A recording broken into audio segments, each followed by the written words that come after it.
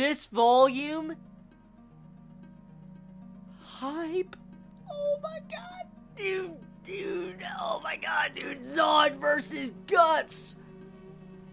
The fucking rematch, dude, the rematch. I did not see that coming. Oh my god.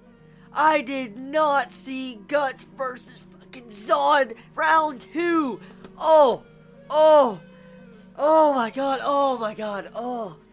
This shit is hype, man. Look at that shit is hype, dude. Zodd versus fucking Guts. Oh my god. The artwork, look at that shit. Oh my god. Kentaro. Holy shit, this is hype. Look at that. The artwork. You remember how I said in my last volume review of Berserk, I said the artwork seemed to have improved vastly, like it was a vast improvement?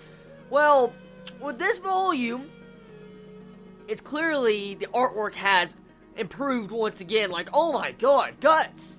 Guts' overall facial features, the way he's drawn, has definitely changed from the last couple volumes I have read. Like, his facial structure is just a little bit different, but it doesn't look off. It just, you can tell the artwork has improved, and Kentaro is starting to learn how to draw Guts really, really fucking well. I bet he can do it in his sleep. He's like, he's just doing this.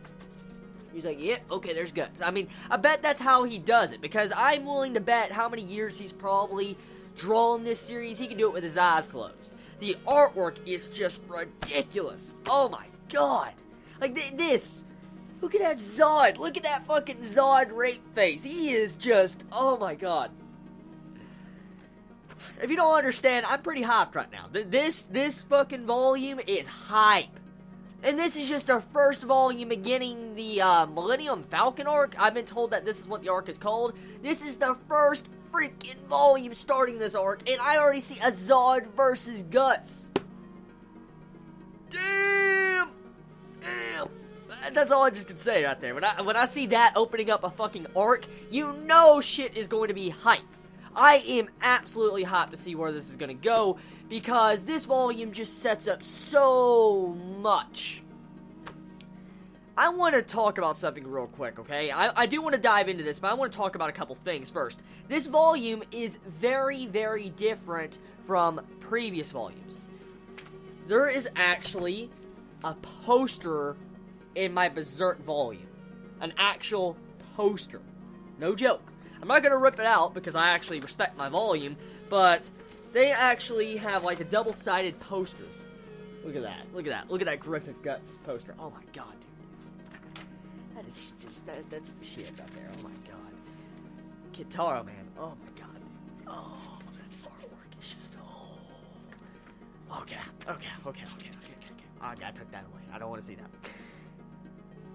that. This volume. There is a lot being set up in this volume, and it has my expectations for this arc at an all-time high. This arc could be a lot better than the Tower of Conviction arc, the way I see it going. The potential in this arc is really grand. There is a lot of potential in this arc, because for one thing, Griffith is in the world of man, pretty much. He's no longer in a different world or dimension where Guts cannot touch him. Like Guts states at the beginning of this volume, Griffith is in this world now. Guts' sword can finally reach Griffith since he is no longer in another dimension with the God Hand. Guts can actually have his sword reach Griffith. So with this, it's interesting how this sets up for the impending battle of Guts versus freaking Griffith. I want to see that so much, but, I mean, before you get to Griffith, you have to beat and destroy Zodd. Because Zodd is like Griffith's right-hand man in this volume. Like, oh. Now, I want to mention something. I don't know if anyone else has ever done it, but I'm willing to bet it's been done before, and someone's probably theorized this or talked about this before, the similarities. But Zodd reminds me a lot of how Guts was when he was in the Band of Hawks. Like, I don't think I'm the only one that's probably recognized this, but Zodd is technically being introduced as the right-hand man of Griffith. Griffith looks like he's starting his own unit. And so this, like, new band he is forming kind of looks like something like the Band of Hawks, because In this volume, you see Griffith go into one of these cities of Midland. It's being invaded by the Kushan, and they're just killing fucking everybody. And the thing is as the Kushan are killing everybody in this town, Griffith comes in and kills the commander like it's nothing. He just goes past everybody and just KOs the freaking commander. And as Griffith is pretty much just taking over the town and gaining it into his status, you see Zodd just ripping through the fucking archers like they're meat fodder. And I'm like, oh my god, dude. Like, let me see if I can actually find the panel of that in this. Like, when you see Zodd just ripping through everybody, like, yes, right here, right here. Look at that shit, dude. Zodd just walking like, look at that, man. You see the fucking blood on it. You see the fucking heads flying off. I'm like, Zodd, man, he's a beast. He's just beating the shit through the freaking crowd. He doesn't give a shit. He's like, boom, boom. He reminds me of exactly like how Guts was in the past. How Guts was the right-hand man of Griffith. That's exactly what Zodd is reminding me of. Because Zodd is technically at the similar strength level as Guts. In this volume, I was shocked about one key factor about Zodd and Guts' fight. There was one reason why that fight was so hype. It was not because it wasn't the conclusion of the battle, there would possibly be another fight, but with the overall fight, it seemed like Guts technically had the advantage, or he was stronger, or slightly stronger, or at the very least, even with Zodd. The reason why I say this is because Guts was actually able to do some fatal blows to Zodd. Like, for instance, he put a fucking sword through Zodd in his regular human-type demon mode, and he just pretty much, you know, managed to hurt him worse than Zodd managed to hurt Guts. And then the only reason why technically Guts got damaged in this fight was because he was so focused on getting the Griffith. He wasn't really trying to fight Zodd 100%. Like, I mean, he was, but he wasn't. I don't know if you understand what I mean. Like, he was just more preoccupied on the factor of Griffith standing before him, and he's going to get to slay him and cut him down. He really wasn't focused on trying to really kill Zodd.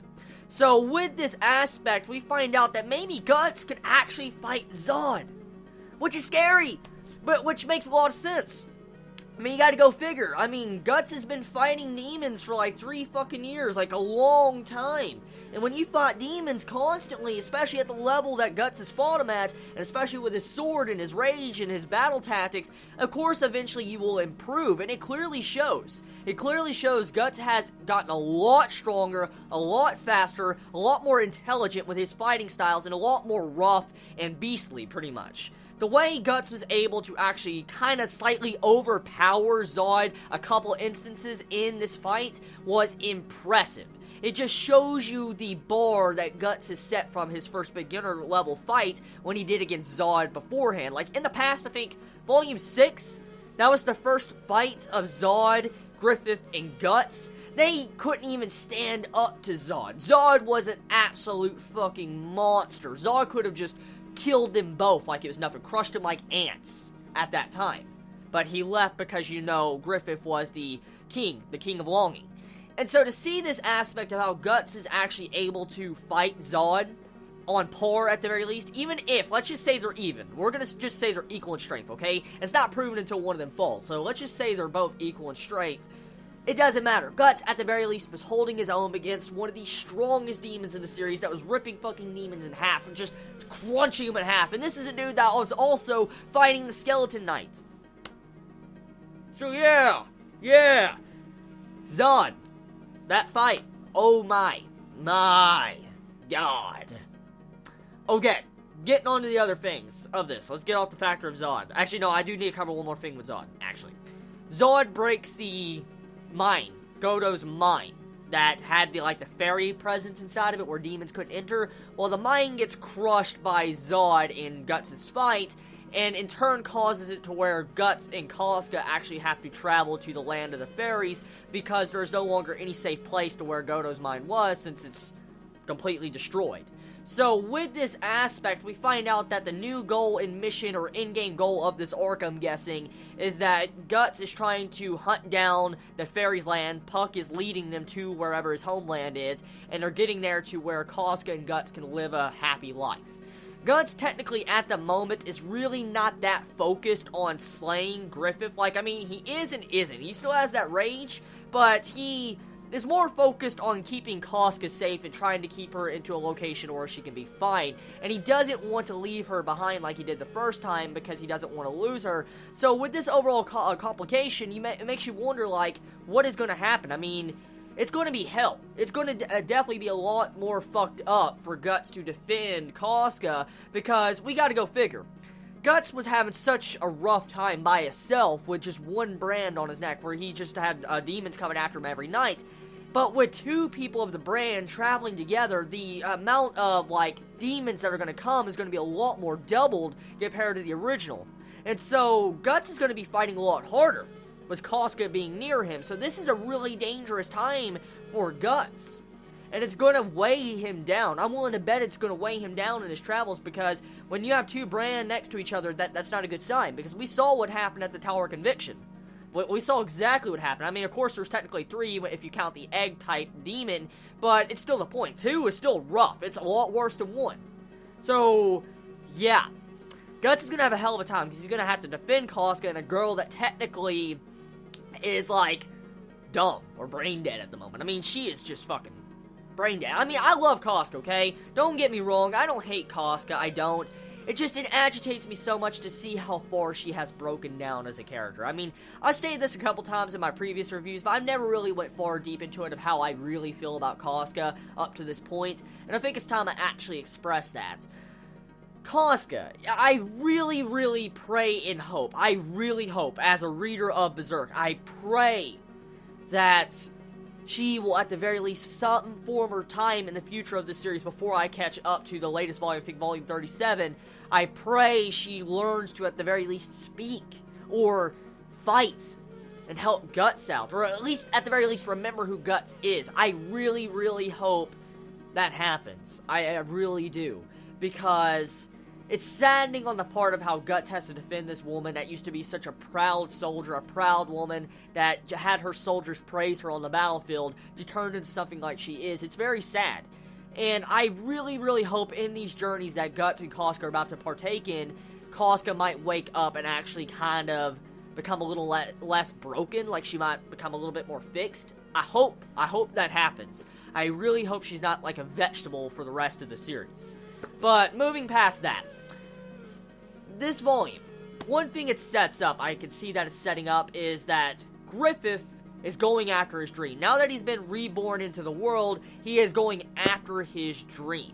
And before he was actually going to go after his dream when he got reborn, he wanted to actually verify something. He wanted to verify if Guts could sway his heart once again, like he did in the past, like make him forget his dream. So he goes to meet Guts, and that's where the entire fight with Zodd and, you know, Guts technically starts at because of that. But Griffith came to the gravesite of the Band of Hawks. And that entire scene actually had a lot of symbolism. Like, oh my god. The snowy day and the opposite situations and standpoints that both of the characters had. For instance, like back in volume 9, or is it 8? Volume 9 or 8, Guts travels by himself. For instance, he leaves the Band of Hawks. And a long time ago. It's a long time ago. This is volume 22, and that happened like in volume 8 or 9. And Guts left the first time, the snowy day, and he beat Griffith into a sword fight and got to leave. Well, in this, it's the exact opposite. Pretty much it was like Guts was Griffith and Griffith was Guts. And he got deserted instead of Griffith getting deserted. And it's very sad when you see those entire standpoints and the similarities between the two. And what's even sadder is like, this entire battle took place where the Band of Hawks' graves were. Like, where Guts put up a memorial for everybody with their swords. It was sad. It was very, very sad seeing this entire scene in this, like, chapter or volume. I was going to say episode. But it was very sad to see that. And it really gets to you when you think about that entire event, how Griffith says, like, he doesn't feel anything. Like, he came to validate if everything was fine. For instance, like, if his heart would be swayed, and he felt nothing. And he doesn't have to worry. He says he's truly free. And you see, you know, Guts go into his rage fit, like, very pissed off because Griffith doesn't feel sorry or anything about what he did to the Band of Hawks. And when he had his little witty dialogue say, like, I will not abandon my dream. And I remember the dialogue. I don't remember the exact quote that Griffith said in volume 13 or 12. I remember he said that, I cannot admit I was wrong. If I admit I am wrong, my dream is over. I remember Griffith said that. I know that's not word for what he said, but I remember along the lines he said something like that in the Volume 13 when he transformed into Femto. I think that's how you say his name. But pretty much, those events. Very sad. A very sad chapter. Like I said, it's just a major correlation between Volume 8 or 9, pretty much. That's the similarities in it. And the thing was, with this arc, what it's setting up something like Griffith is trying to start a new band, like a new band of Hawks. That's what I see going on here, because he's got these new different demons coming in trying to join him, join the Hawk of Light or the Hawk of Darkness, whatever everybody wants to call him. And you see a bunch of these demons come out of nowhere, these well-renowned people say like, oh, we will join you, we will work together with you, and stuff like that. So clearly, Griffith is making a new band of Hawks. It's pretty fucking sad. It's really, really sad seeing that, because now I wonder if that is going to foreshadow something, since technically Griffith gave up his entire band of Hawks, Volume 13, 12 technically. I wonder if Griffith, will give up this new band of Hawks most likely he's forming. I'm curious. I'm very, very curious, because Griffith is willing to pile up the corpses, pile up the bodies to achieve his dream.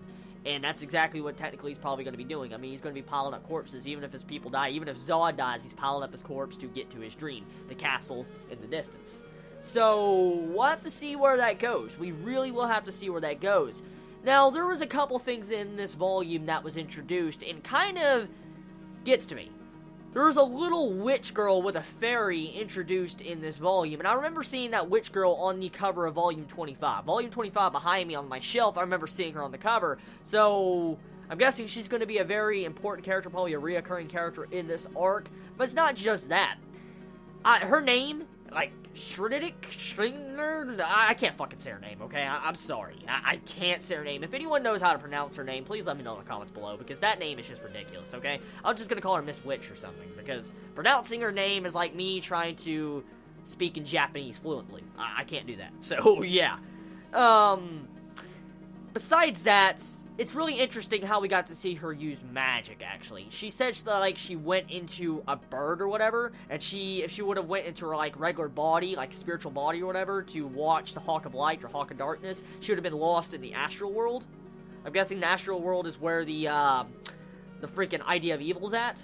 I'm guessing that's where it's at, but overall, though, that sets up a lot of things, because clearly she's a witch. I mean, her entire character design looks like a witch. She has a fairy with her, so she technically is not a bad person, and she was calling Griffith technically the Hawk of Darkness, and that he would start the Age of Darkness. And speaking of the Age of Darkness, this leads into another discussion I want to talk about. At the beginning of this volume, literally right at the beginning of this volume, it says that, something is changing in the world. There's clearly something changing in the world of the regular known human world since Griffith's revival. In this, we find out, there's laughs going on in the forest. The dead and spirits are moving. They're a lot more active since Griffith's revival, and it's actually pretty creepy. For instance, something is making these spirits unrested, they're wanting to move. And I'm guessing this is what we can technically call the Age of Darkness. I'm guessing a bunch of spirits, demons, and everything are starting to come out of hiding from what they used to. That's what I'm trying to get from this entire aspect of this volume.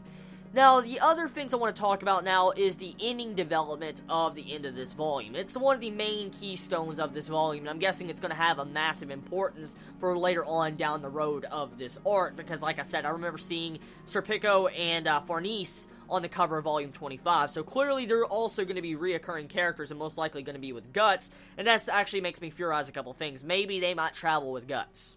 I want to theorize that right now, but anyways, with the ending part of this volume, one of the major things you can get besides Zodd and stuff fight with them traveling and all that, all the ordeal with Zodd, pretty much, and Griffith, we get the Serpico and we get Farnese's development, their past. We get to find out what exactly happened in the past with these two, how they met, their backstories, their history, their feelings, stuff like that. We get the entire rundown of these two, and for the most part, a really good backstory. I like the backstory a lot, and I'm liking how Kentaro's taking the time to actually develop these other characters. I mean, we've constantly had Guts as the main spotlight since the very beginning. We have. Let's just be freaking honest here.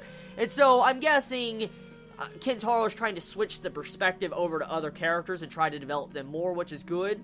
Maybe Guts might form his own party too, since technically Griffith looks like he's starting his own party. Maybe Guts might get his own party, and he might actually be able to get to the Fairyland.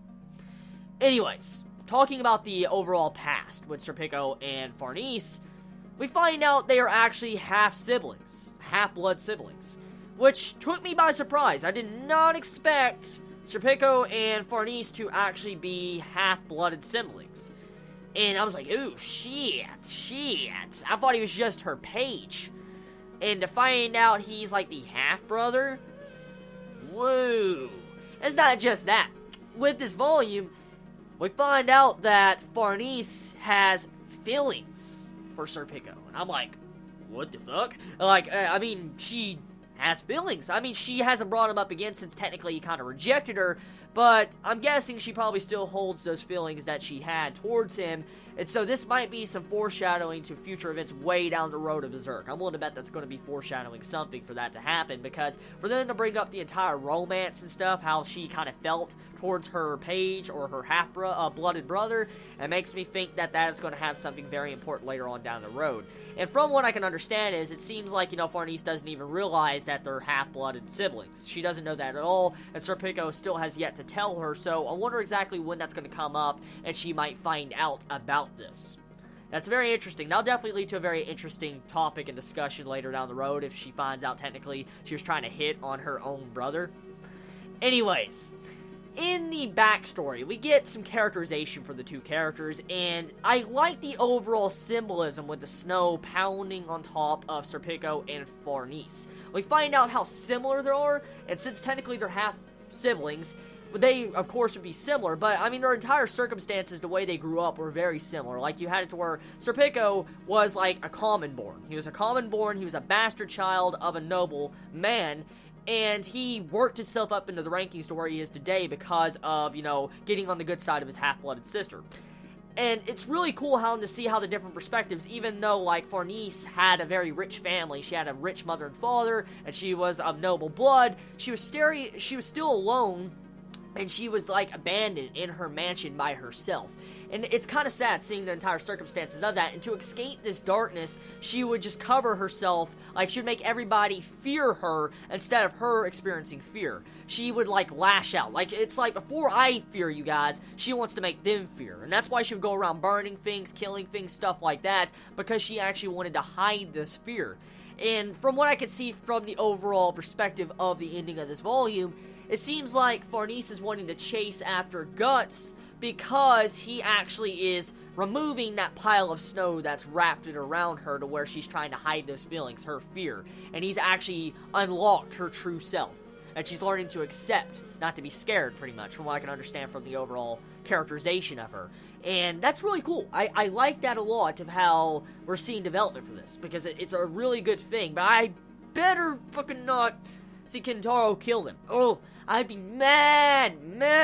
I'd be so mad if Kentaro kills them. You give me development on these two characters and you decide to kill them off in like 2 volumes. Oh, I'm done. I'd be fucking pissed. Like, you better not make me grow attached to a character just to kill my character off. Like, Serpico is a boss. I've said to you, Chibits, that he is a boss since I first saw him. When he took a strike at Guts, he was just an absolute monster. Even to be able to fight Guts on equal terms, technically, even though Guts was at a disadvantage, he was still very intelligent, smart, and fighting Guts on the cliff scene. And for him to do something like that, he instantly gained my respect. And I'm like, damn, he is a badass.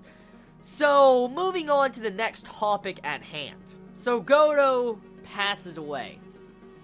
Kind of sad. I like that old man. I really, really like that old man blacksmith. Such a badass. And one thing I've neglected to actually talk about since his introduction, and a bunch of Chibits actually telling me, and I've neglected to actually ever mention it before, Berserk, as we all know, majority of you massive fans of Berserk most likely already know, and I really don't have to tell you, but anyone that's reading this alongside of me might not know, Berserk inspired Dark Souls. And Godo technically lives on in the world of Berserk. For instance, the blacksmith, the first blacksmith you really come in contact with in Dark Souls, that is Godo, pretty much. And to see how he passes away, man, like just the old man dies, I was like, damn. It's sad. It's really sad. Guts did not get to see him die. But, I mean, Godo didn't want, you know, Guts to see him die. So it's a very touching moment in the beginning part of this volume when you find that out. Because He's a good character, even though he didn't have the most developed past and all that. I mean, even though he gave Guts technically his armor and equipment stuff, he didn't have the best developed past, but it was still a really good character I wanted to know more about, and see how he passed on. It's touching. It's a really touching death. Now, the thing is, okay, with this beginning, I really want to talk about that. Actually, it's probably something going to be foreshadowed, probably way off in the future. I'm willing to bet what happened, a specific scene that happened in this volume, is foreshadowing a ways away. Like, it's foreshadowing something very far away. Rickard. As we know, he's one of the only sole survivors of the Band of Hawks. And technically, he was the only Band of Hawk member that really was not present at the time when the eclipse happened. And he really doesn't know the full story of what happened to his friends. Judo, Pippin. He doesn't remember what all happened. He doesn't. And the thing is that he can't hate Griffith as much as Guts could. Or even Costco if she wasn't a vegetable. And so, with this aspect, I feel like something bad is going to happen in the future. I really, really do. Because Guts has a little bit of words and dialogue that sounds like foreshadowing. Says, you can never truly come to hate Griffith, Rickard. And that right there, I think, sets up something for something way down the future. Because Rickard definitely has a part to play. He definitely has a part to play in this series. For him to be kept alive by Kentaro, he has a part to play. But what exactly is his part to play? And he had a conversation with Griffith. And Griffith said he would answer his call in his dream if he decides to do it. So I'm willing to bet that most likely you'll have it to where Rickard wants to join Griffith on his journeys. I'm willing to bet that's exactly what's going to happen. I'm willing to place money on it. I really am. I'm willing to bet that's exactly what they were talking about. But I wonder how Rickard's going to react next time he sees Griffith after he found out the truth of what Griffith really did to everybody. But that's just, I guess, a question for another day. Overall, I think this concludes my volume review of Berserk this week. Tell me your thoughts in the comments below, how you felt about it. I love you all so much. You have a wonderful day or night wherever you live, and I'll try to get the Hunter x Hunter review out as fast as I can. Chibi out.